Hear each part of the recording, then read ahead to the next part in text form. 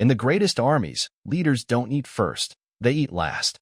Because their job isn't to enjoy the privileges, it's to protect everyone else. This isn't just a military tradition. It's a leadership philosophy that has reshaped how companies and organizations think. In his best-selling book Leaders Eat Last, Simon Sinek takes this idea even further. Leadership isn't about titles or power. It's about responsibility and care. In this video, we'll dive into what human leadership really means through the lens of this book, and how a true leader is the last to eat, but the first to protect. 1. The circle of safety. When people in a company feel fear, they stop thinking like a team.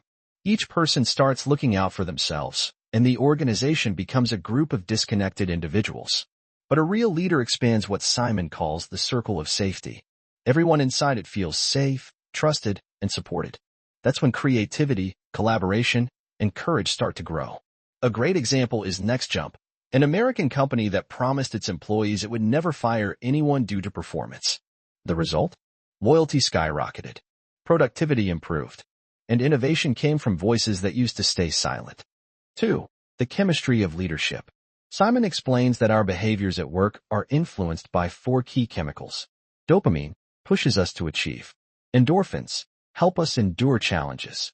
Serotonin gives us pride and recognition. Oxytocin builds trust and emotional connection. A smart leader creates an environment that balances all 4. A place where there's ambition, but also support and care. Take Google, for example.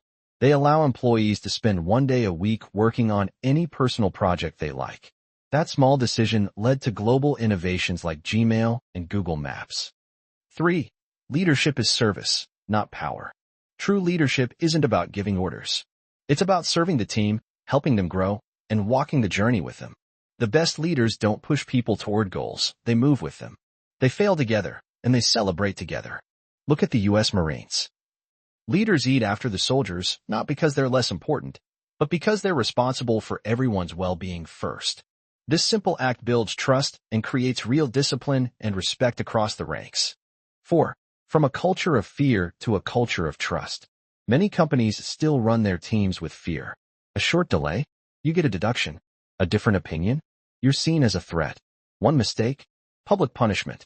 In such environments, creativity disappears and people stop taking initiative. Now look at Toyota in Japan. They follow a principle called Anden, where any worker on the production line can stop the entire process if they notice a problem.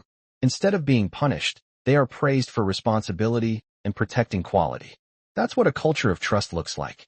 At the end of the book, Simon writes, leadership is not a management skill, it's a human journey. If you want to be a great leader, don't just focus on goals or numbers. Understand your people. Appreciate them. Be the first to protect them when challenges hit. Push and ask yourself today, do the people around you feel safe? Do they see you as support or as a source of pressure? Start now by building a space of trust and safety. Be the leader who eats last, but succeeds first, because you put people first.